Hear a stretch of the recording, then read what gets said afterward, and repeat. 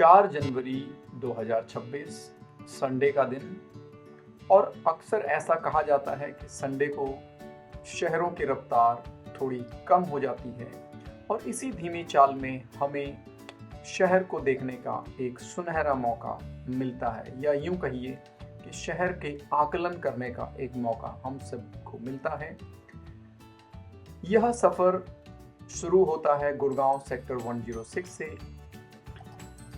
और ये सड़क जहाँ पर मैं अभी खड़ा हूँ जाना जाता है अपर द्वारका एक्सप्रेस रूट के नाम से।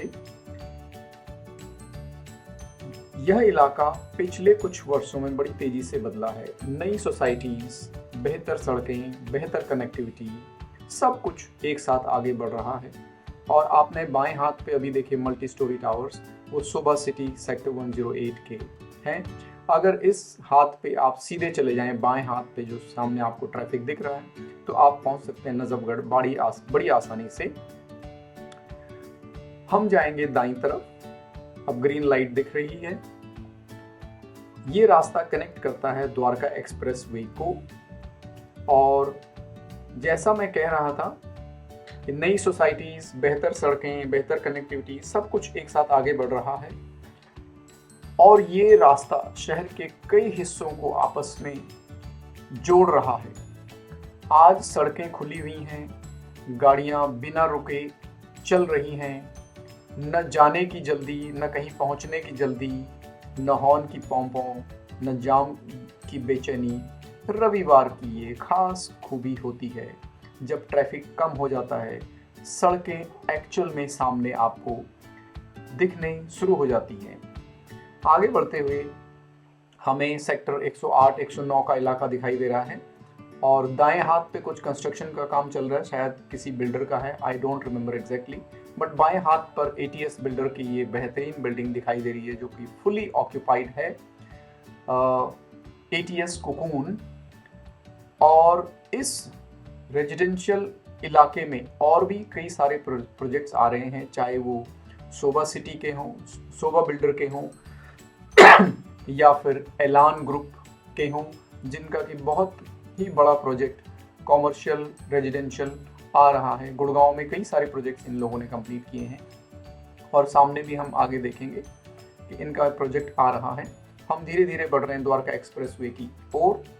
आपको थोड़ी देर में दिखाई देगा कॉन्शियंट मॉल, शायद यहाँ से थोड़ा सा धुंधला दिखाई दे रहा है, लेकिन सामने बाएं हाथ पे आपको नजर आएगा कॉन्शियंट मॉल, जो कि एक बड़ी हैपनिंग जगह बन चुकी है, इस इलाके की पहचान बन चुकी है।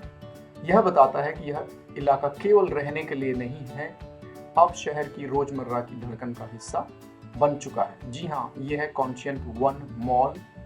और ट्रैफिक रिलेटिवली ज़्यादा है क्योंकि संडे की भाग दौड़ है, और संडे को लोग सारे अपने काम पूरे करते हैं, बाजार का काम हो, इधर उधर आने जाने का काम हो, फुर्सत में सडनली, और ट्रैफिक का आलम देखते ही बनता है।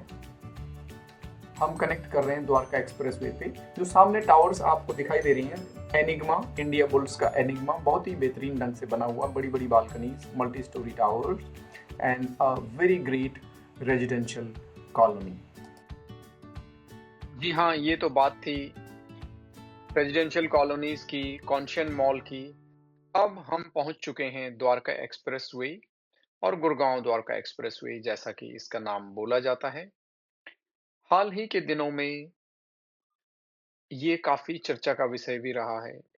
प्रधानमंत्री नरेंद्र मोदी जी ने इसका उद्घाटन किया था,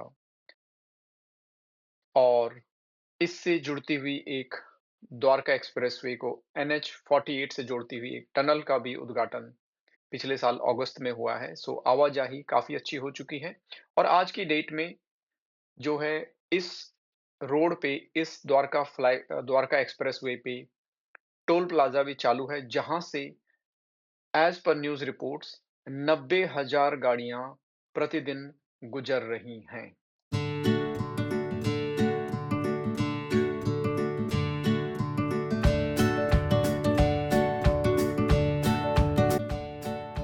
अब मैं यहां से यू टर्न लेते हुए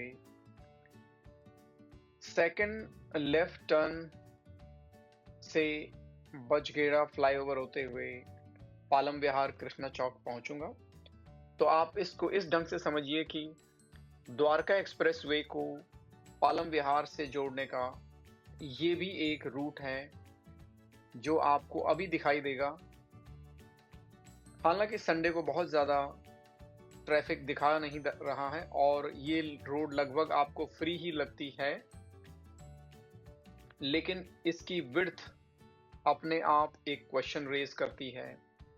रोड का यह सेक्शन कैसे अनदेखा रह गया, कैसे इतनी बड़ी प्लानिंग हुई और इस सड़क को इतना संकरा छोड़ दिया गया। जैसे मैं बोल रहा था, वीकेंड पे तो आपको ये बहुत बिजी नहीं दिखेगा, लेकिन वीकडेज पे मंडे टू फ्राइडे जब आप आएंगे तो आपको दिखाई देगा समस्या क्या है।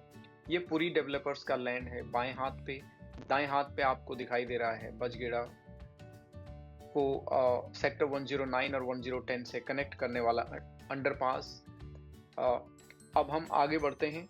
आप देखेंगे एक्चुअल में कितनी नैरो लेन है, यहाँ से भारी भरकम गाड़ी तो निकल ही नहीं सकती। तो अगर आपको द्वारका एक्सप्रेसवे से पालम विहार जाना है तो या तो आप रेलवे क्रॉसिंग वाले रूट से जाएंगे, जो कि एक वो भी एक उतना अच्छा रास्ता नहीं है।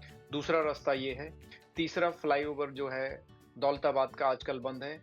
चौथा जो है धनवापुर वाला जो है अंडरपास, वहाँ पानी भरा रहता है। तो आप देखिए किस तरह से कनेक्टिविटी इशू है, और मुझे लगता है कि ये प्लानिंग के टाइम फिक्स की जा सकती थी, लेकिन शायद अथॉरिटीज़ उस समय इस चीज़ को समझ नहीं पाई।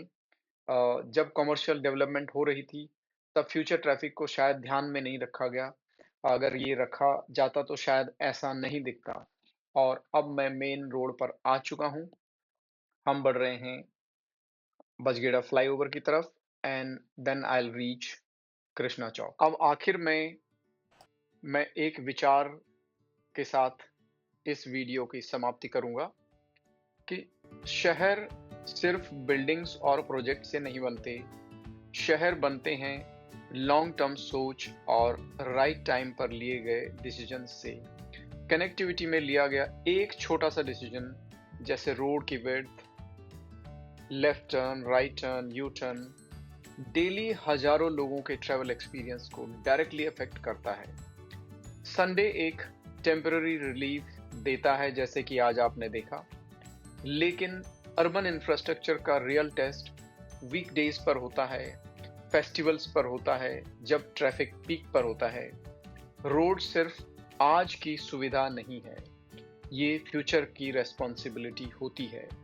Thank you so much for watching this video.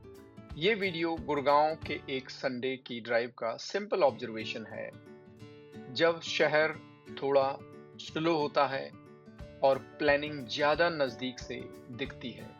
अगर ये पर्सपेक्टिव आपको मीनिंगफुल लगा तो आप ये वीडियो को लाइक कर सकते हैं और द ग्रेट गुड़गांव स्टोरीज को सब्सक्राइब कर सकते हैं फॉर मोर सच काम city focused stories. Thank you.